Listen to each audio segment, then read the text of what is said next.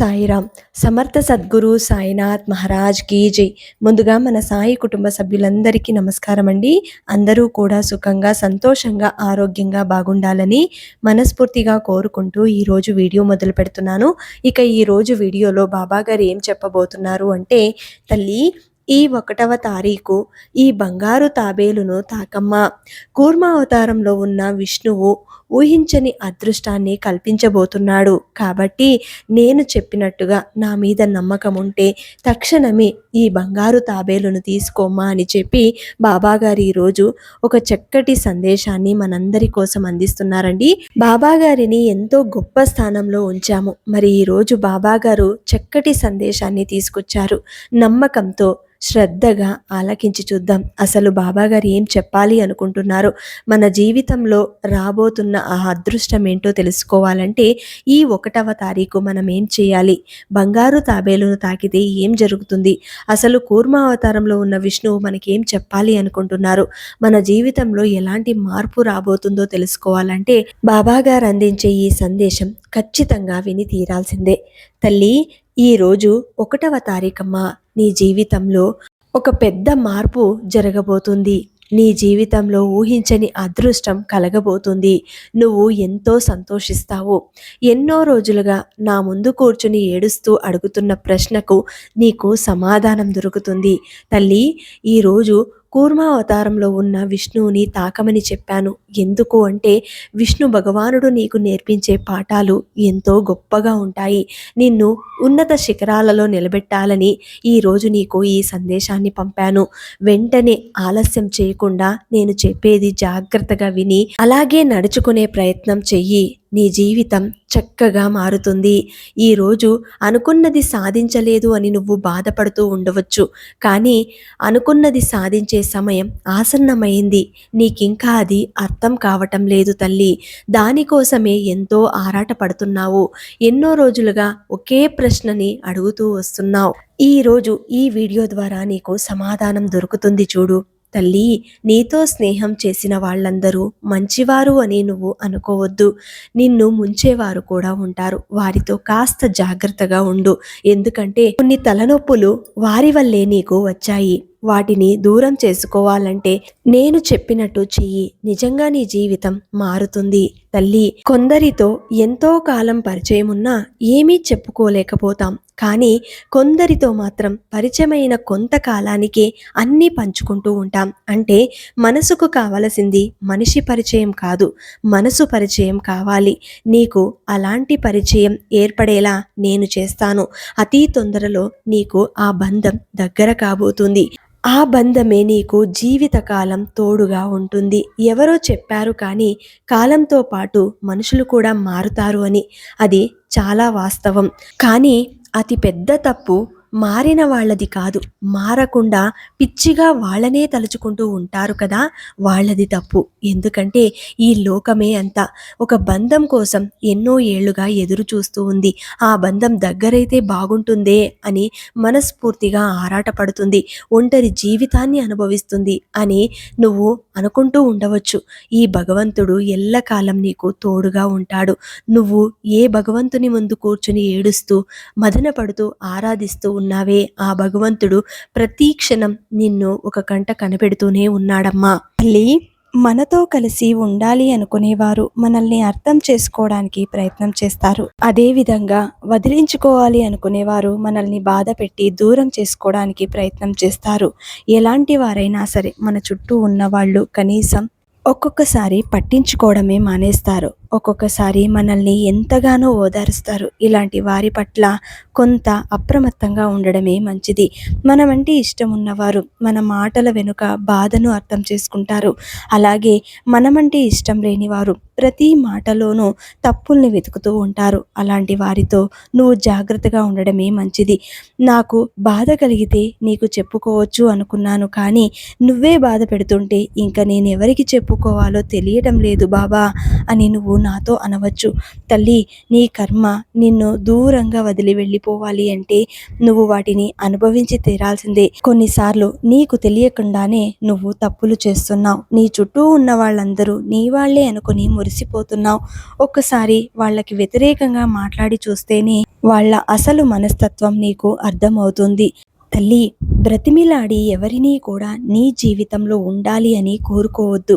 ప్రేమ, ఆప్యాయత, అనురాగం ఏదైనా ఎదుటివారి మనసులో నుండి రావాలి. అలా బ్రతిమిలాడి ఏర్పరచుకున్న బంధం ఏదైనా కొంతకాలమే ఉంటుంది. ఆ తర్వాత నువ్వు ఎంత నమ్మకాన్ని, ఇష్టాన్ని, ప్రేమను చూపించినా, నీ మనసు పడే ఆవేదన మోస్తున్నా కూడా, బాధని నువ్వు తెలిపినా కూడా సరే వారికి అర్థం కాదు.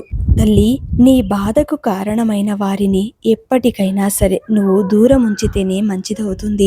ఈరోజు నువ్వు అనుభవిస్తున్న బాధ ఇంకెవ్వరూ నీతో పంచుకోకపోవచ్చు, కానీ ఈ భగవంతుడు నీతో ఎల్లప్పుడూ ఉంటాడు. నువ్వు బాగుంటే ఆనందించేది ఆ భగవంతుడు ఒక్కటే.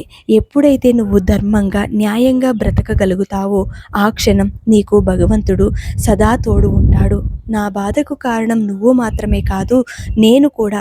ఎందుకంటే నువ్వు నీలాగే ఉన్నావు. నేను నీ గురించి ఎక్కువగా ఊహించుకొని ఎక్కువ ఆశలు పెంచుకున్నాను. అది ఖచ్చితంగా నా తప్పే అని నువ్వు ఏదైనా ఒక బంధం ముందు నిలదీస్తే ఆ బంధం చెప్పే సమాధానం ఒక్కటే. తల్లి, నమ్మడం, నమ్మించడం, మోసపోవడం ఇవన్నీ కూడా వ్యక్తిగతంగా ఎవరు చేసుకున్న కర్మఫలాలు వారిని బాధ పెడతాయి. అర్థం చేసుకోవాలనే ఆలోచన నీకు లేనప్పుడు నా మనసు పడుతున్న బాధ నీకు చెప్పినా కూడా వ్యర్థమే అని నువ్వు నిందించవచ్చు. నువ్వు మాట్లాడాలి అని మనసులో ఉన్నా కూడా మాట్లాడాలి అనే ఆలోచనను చంపుకుంటూ బ్రతకడం అలవాటు చేసుకోవాలి. ఎందుకంటే ఎప్పుడు ఏ మాటలతో ఎలాంటి యుద్ధాలు జరుగుతాయో ఎవ్వరికీ తెలియదు. కాబట్టి అందరితో అన్నీ పంచుకోవడం కంటే కొందరితో నీ బాధని పంచుకోవడం మంచిది. కొన్ని బాధలు ఎలా ఉంటాయంటే గుగ్గుపట్టి ఏడవాలనిపిస్తుంది, కానీ ఏడవలేం. ఎవరితోనైనా బాధ మొత్తం పంచుకోవాలి అనిపిస్తుంది, కానీ ఎవ్వరితోనూ చెప్పుకోలేం. మనలో మనమే నలిగిపోతూ ఉంటాం, మనలో మనమే కుమిలిపోతూ ఉంటాం. అలాంటి బాధ వస్తే తప్పకుండా ఈ సాయి ఉన్నాడు అన్నది మర్చిపోవద్దు తల్లి. జీవితంలో కొన్ని సంఘటనలు జరగడం మంచిదేనేమో. కొందరి నిజస్వరూపం, మనస్తత్వం బయటపడతాయి. మొదట అవి బాధని ఇచ్చినా సరే జీవితాంతం పడాల్సిన బాధని వెంటనే దూరం చేస్తాయి. అది నీకు ఎంతో శ్రేయస్కరం. తల్లి, ఈరోజు నా మీద నమ్మకంతో కూర్మ అవతారంలో ఉన్న విష్ణుమూర్తిని అంటే బంగారు తాబేలును తాకావు అంటే నీ జీవితంలో అదృష్టం కలగబోతుంది. ప్రతిరోజు నీ ఇంట్లో ఉన్న సమస్యలన్నీ తొలగిపోవాలి. ముఖ్యంగా డబ్బు సమస్య పూర్తిగా తొలగిపోవాలి అంటే నువ్వు ఒక తాబేలుని ఇంటికి తెచ్చుకుని దానిని ఒక చిన్న గిన్నెలో వేసి నిండుగా నీళ్లు పోసి ఉంచు. జీవితంలో ఏ సమస్య వచ్చినా కూర్మ అవతారంలో ఉన్న ఆ విష్ణు భగవానుని ఆరాధించు. నీకు ఎలాంటి సమస్య వచ్చినా సరే దూరం చేస్తాడు. తల్లి, మన జీవితంలో కష్టకాలంలో కూడా మనకి జరిగే ఏకైక మంచి ఏమిటంటే అలాంటి సమయంలోనే మన అనుకున్న వారి అసలు రంగులు బయటికి కనిపిస్తాయి. అప్పుడు నువ్వు ఏ విధంగా బ్రతకాలో గుణపాఠం అవుతుంది. మనసు నిండా కొళ్ళు పెట్టుకొని మంచిగా పైకి మాటలతో నటించడం బాగా అలవాటయ్యింది ఈ రోజుల్లో ఉన్న మనుషులకి.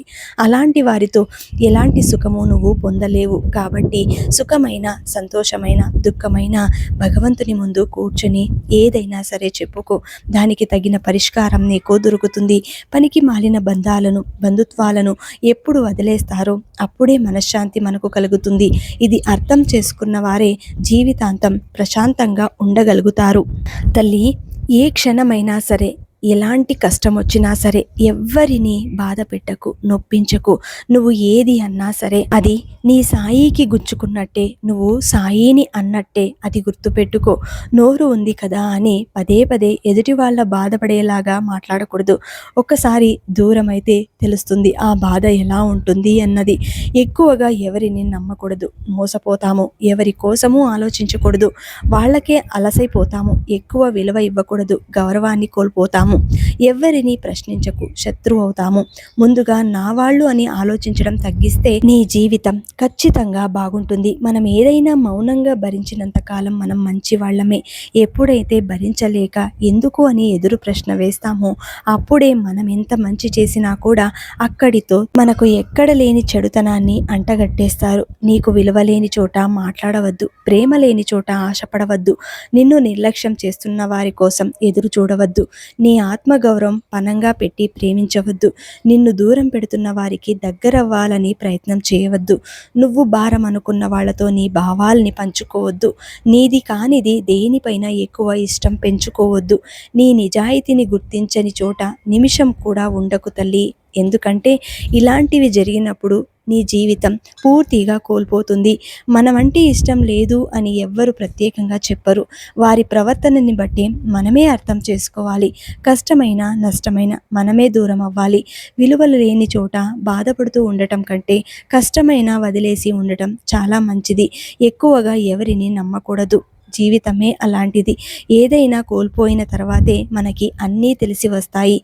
జనన మరణాల మధ్య పయనం, మంచి చెడుల మధ్య సంగ్రామం, ప్రేమ పంతాల మధ్య గందరగోళం, ఏదో సాధించాలనే కుతూహలం, ఏం చేయలేనేమో అనే భయం. ఏది ఏమైనా విధాత రాసిన రాతని మార్చలేమన్నది జగమెరిగిన సత్యం కదా తల్లి. మరి ఈ బంధాల కోసం మనం ఎందుకు ఆరాటపడాలి? నా వాళ్ళు అని ఆరాటపడకూడదు. వాళ్ళ వల్ల నీకు మిగిలేది శూన్యమే. నువ్వు ఎంత మంచిగా ఉన్నా కూడా ఎదుటివాడికి చెడుగానే కనిపిస్తావు. నీ జీవితం విలువ నువ్వే తెలుసుకోవాలి. ఒకరి కోసం అస్సలు ఆగకూడదు. నీ భవిష్యత్తు చిక్కుల్లో పడుతుంది. బంధాలు వాటంతటవే దూరం కావు. వ్యక్తిత్వం వల్లనో ప్రవర్తన వల్లనో ఒకరి పట్ల ఒకరు నిర్లక్ష్యం చూపడం వల్లనో అవి దూరం అవుతాయి. కాబట్టి నువ్వు ఎవరితో ఎలా మసులుకోవాలన్నది ప్రతిరోజు నీకు ఒక సందేశం ద్వారా అందిస్తూ ఉంటాను. వాటి ద్వారా నువ్వు అర్థం చేసుకుని జీవితాన్ని కొనసాగించాలి. కొన్ని బంధాలు ఎంతో మాధుర్యంగా ఉంటాయి. మిమ్మల్ని కాపాడుతూ వస్తాయి. అలాంటి బంధం గనక నీకు దూరం అయ్యే పరిస్థితి వస్తే, బంధాన్ని కాపాడుకోవడానికి తల వంచాల్సి వస్తే తప్పకుండా వంచేయి. కానీ ప్రతిసారి నువ్వే తల వంచాల్సి వస్తే ఆ బంధాన్ని వదిలేసుకోవడమే మంచిది. జీవితం అంతా తలదించుకుని బ్రతకడం అసాధ్యం. కాబట్టి ఎవరైనా నీకు వ్యతిరేకంగా మాట్లాడితే వారి మాటలని మౌనంగా విను. కాలమే వారికి సరైన సమాధానం చెబుతుంది. ఓపిక, సహనం అనేవి బలహీనతలు కావు, అంతర్గతంగా ఉండే శక్తులు. అవి అందరిలోనూ ఉండవు. కాబట్టి నీకు అలాంటి శక్తులు ప్రసాదించాలని ఈ సాయి నీకు ఈ మాటలు అందిస్తున్నాడు. ఈ కాలంలో మంచి వాళ్ళ కన్నా మంచిగా నటించే వాళ్ళు ఎక్కువ. మనతో అవసరం ఉన్నప్పుడు అంతా నువ్వే అంటారు. అదే అవసరం తీరిపోతే నువ్వెంత అని మాట్లాడే మనుషులు ఎవరు ఎప్పుడు ఎలా మారుతారో ఊహించలేం. సమయం కంటే వేగంగా మనుషులే మారుతారు కదా తల్లి. అలాంటి వారితో నువ్వు జాగ్రత్తగా ఉండడమే నాకు కావాలి. మనం ఎంత మార్చాలని ప్రయత్నించినా కొందరి ప్రవర్తన మారదు. అటువంటి వారితో మనం ఎలా ఉండాలి అని నేర్చుకోవాలి. లేదా వారిని అక్కడితో వదిలేసుకుంటే మంచిదే తల్లి. అర్థం, అపార్థం ఈ రెండింటికి ఒకే అక్షరం తేడా ఉంటుంది. అర్థం చేసుకుంటే స్నేహం అవుతుంది, అపార్థం చేసుకుంటే దూరం అవుతుంది. ఒక్కోసారి మన కళ్ళు కూడా మనల్ని మోసం చేస్తాయి. కానీ ప్రేమించిన మనసు ఎప్పుడూ మోసం చేయదు. కొందరు మన చుట్టూ ఉంటారు. వారు ఎలా ఉంటారంటే కత్తుల్లా కోస్తూ మనసుకు గాయాలు చేస్తున్నా కూడా ఓపికతో భరిస్తాం. ఎందుకంటే ఆ బాధ కంటే వారితో మనకున్న బంధం ముఖ్యం కాబట్టి. కానీ వారికి అది అర్థం కాక ఇంకా కోస్తూనే ఉంటారు, గాయాలను పెంచుతూనే ఉంటారు. అలాంటి వారిని ఏం చేసినా కూడా తక్కువే. కానీ అన్నింటికీ ఆ భగవంతుడు తోడుగా ఉన్నప్పుడు ఎవరూ మనల్ని ఏమీ చేయలేరు. మనం మాట్లాడే మాటలు ఇతరులను ఎంత బాధ పెడతాయో ఆలోచించి మాట్లాడాలి. ఇష్టం వచ్చినట్టు మాట్లాడి ఇతరులను కించపరచడం చేయకూడదు. ఎవరి ఆలోచనలు వాళ్ళవి, ఎవరి స్థాయి వాళ్ళకుంటుంది. మన వల్ల ఒకరు సంతోషపడాలి, అంతేకాని బాధపడితే అది మనకే నష్టం జరుగుతుంది. తల్లి, నువ్వు ఏ విధమైన సంతోషాన్ని కోల్పోతున్నావో ఆ సంతోషం నీకు తిరిగి దక్కేలా చేసే బాధ్యత ఈ సాయిది. ఈరోజు కూర్మ అవతారంలో ఉన్న ఆ శ్రీమన్నారాయణుడిని, శ్రీ మహావిష్ణువుని తాకావు. నీకు ఒక చక్కటి శ్లోకాన్ని అందిస్తాను. ప్రతిరోజు నీ ఇంట్లో తాబేలును పెట్టుకొని పూజ చేసుకో. నీకు అంతా మంచి జరుగుతుంది. ఆ తాబేలును ఎప్పుడు నీటిలో ఉంచాలి. నీ ఇంట్లో ఒక చిన్న గిన్నెలో పెట్టి నిండుగా నీళ్లు పోసి పూలను వేయి. ఆ తర్వాత ఈ శ్లోకాన్ని ప్రతిరోజు ఉదయం చెప్పుకుంటే నీకు మంచి జరుగుతుంది. ఈ శ్లోకం ప్రతిరోజు కనీసం ఒక్కసారైనా చెప్పుకుంటే మంచి. మీకు జీవితంలో ఎప్పుడు ఆనందమే తోడవుతుంది. శాంతాకారం భుజగశయనం పద్మనాభం సురేశం విశ్వాధారం గగన సదృశం మేఘవర్ణం శుభాంగం లక్ష్మీకాంతం కమలనయనం యోగి వృత్యానగమ్యం వందే విష్ణుం భవభయహరం సర్వలోకైకనాథం. ఈ శ్లోకం ప్రతి ఒక్కరికి తెలిసిందే, కానీ ప్రతిరోజు చెప్పుకుంటే దానికున్న ఫలితం ఏ విధంగా ఉంటుందో ఎవరికీ తెలియదు. ఒక్కసారి ప్రయత్నం చేసి చూడండి. జీవితంలో ఎలాంటి కష్టమైనా సరే దూరం అవుతుంది. పనికిమాలిన బంధాలను, బంధుత్వాలను ఎప్పుడు వదిలేస్తారో అప్పుడే మనశ్శాంతి అనేది పొందుతారు. ఎప్పుడూ ఎవరి గురించినో ఏదో ఒక సమస్య తెచ్చుకొని బాధపడడం కన్నా నాకెవ్వరూ లేరు, నేను ఒంటరిదాన్ని, భగవంతుడు నాకు తోడుగా ఉన్నాడు, నేనెప్పుడూ ధర్మబద్ధంగా నడుచుకుంటాను, ఉన్న సమస్యలు ఉండనివ్వు, ఎప్పటికైనా ఇవి తాత్కాలికమే, నేనెప్పటికైనా భగవంతుడి కృపని పొందగలుగుతాను అన్న పాజిటివ్తో ఉండండి. మనం అనుకున్నదంతా జరగదు కాబట్టి మనకి కావాలి అనుకున్నది దొరకకపోవచ్చు, కానీ మనం కష్టపడినా కూడా మనకి దొరక్కపోతాయే, దానిని మనం రాసి పెట్టుకోవాలి. అలాంటివి ఎలాగైనా సరే సాధించి తీరాలి అన్న పట్టుదల నీలో ఉండాలి. అప్పుడు ఖచ్చితంగా విజయం అన్నది నీ వైపు వస్తుంది. జీవితం ఎలాంటిదంటే, మనం చేసిన తప్పుల కంటే చెయ్యని తప్పులకు మనల్ని తప్పుడు మనుషులుగా వేలెత్తి చూపే వాళ్ళే మన చుట్టూ ఎక్కువగా ఉంటారు. వాళ్ళు మంచివాళ్ళు అనిపించుకోవడానికి ఎదుటివారిని ఎంత చెడ్డవారిగా అయినా సరే చూపించడానికి ప్రయత్నం చేస్తారు. కాబట్టి నువ్వు ఒకరి కీడు తలపెట్టాలని చూస్తే నీకు కీడు చేసేవారు నీ ప్రక్కనే ఉంటారని గుర్తుపెట్టుకోవాలి. ఒకరి ఆనందం నేను లాక్కోవాలి అని మాత్రం చూడకు. ఎందుకంటే ఆ ఆనందం ఒక్కోసారి నీ నుండి కూడా భగవంతుడు లాక్కోవచ్చు. మనం మాట్లాడే మాటల్లో న్యాయమైన ఉండాలి, లేదా నిజమైనా ఉండాలి. తప్పుడు మాటలు మాట్లాడి కప్పిపుచ్చుకుంటే మన మనస్సాక్షికి జవాబు చెప్పాల్సి వస్తుంది. అది కూడా ఏదో ఒక రోజు. తల్లి, ఈ రోజు నీ జీవితంలో ఏదైతే ఉందో అది శాశ్వతంగా నీతో ఉండాలి అనిపిస్తే, అంటే నువ్వు సంతోషంగా ఉన్నావు అనుకో, ఖచ్చితంగా ఈ ఆనందం నాకు ఎప్పటికీ ఉండాలి అని నువ్వు కోరుకుంటే ఎప్పటికీ ఈ సాయి చెప్పిన మాటలను గుర్తుపెట్టుకోవాలి. ఎలాంటి కల్మషం లేని ఆనందంతో బ్రతకడానికి ప్రయత్నం చెయ్యి. నువ్వు ఎప్పటికీ ఆనందంగానే ఉంటావు. ఇది ఈ సాయి చెబుతున్న మాట, గుర్తుపెట్టుకో. ఈ సాయి చెప్పినట్టుగా చెయ్యి అని చెప్పి బాబాగారు ఈరోజు ఒక మంచి సందేశాన్ని మనందరి కోసం అందించారండి. ఈ సందేశం మీకు నచ్చితే శ్రద్ధా సబూరి అని కమెంట్ చేయండి. అలాగే ఈ వీడియోని అందరికీ అందేలాగా షేర్ చేయండి, లైక్ చేయండి. మళ్ళీ ఇంకొక మంచి వీడియోతోటి మీ ముందుంటాను. అంతవరకు సెలవు. సర్వే జనా సుఖినో భవంతు. సర్వం శ్రీ సాయినాథార్పణమస్తు.